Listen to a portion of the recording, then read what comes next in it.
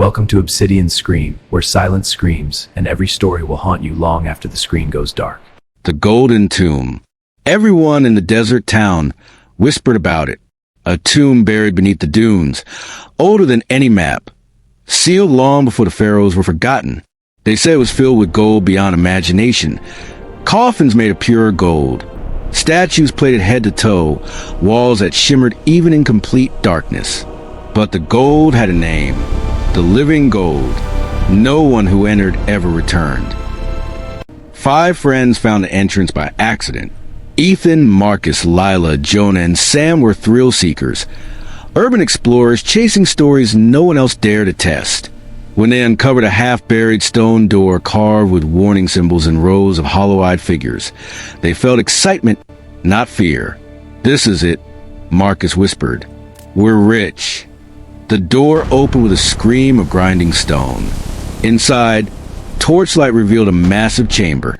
Dozens of coffins, all gold, stacked like offerings of forgotten gods. Around them stood statues of humans, frozen mid-scream, mid-run, mid-bag. Every one of them coated in thick, dull gold. Lila felt sick. These statues, they look real. Jonah laughed. They are real. Real valuable. The warning. At the far end of the chamber stood a wall of hieroglyphs. Ethan tried translating aloud. "Those who steal the gift of eternity shall become the gift themselves. Flesh to gold, soul to prison, forever."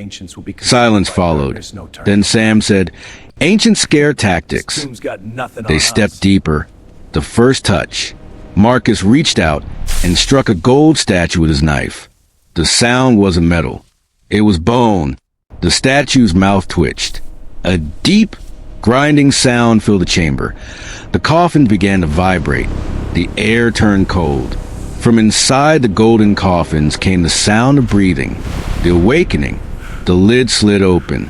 Mummies rose, not wrapped in cloth, but encased in gold, their eyes glowing through cracked, metallic faces. Their movements were slow, deliberate, intelligent.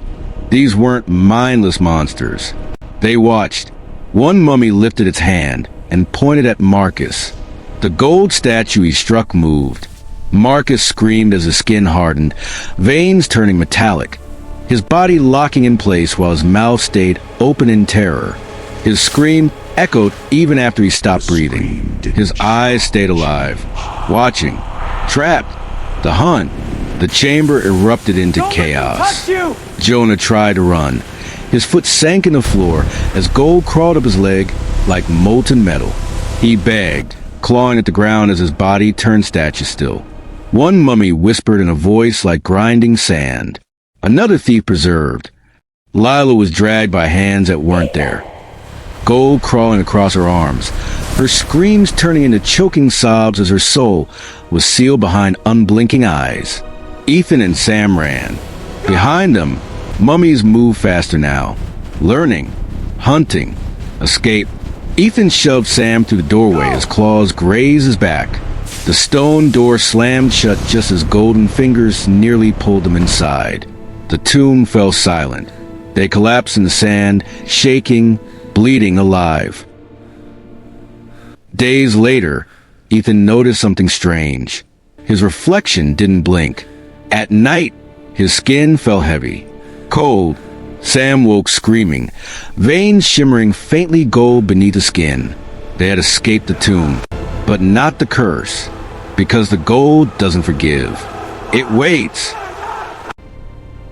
Deep beneath the desert, the chamber grew more crowded. 2 new statues stood frozen near the entrance, eyes wide, alive, waiting for the next thieves to arrive. And the gold gleamed brighter than ever. Like if you felt it, comment if you heard it, subscribe before it finds you again.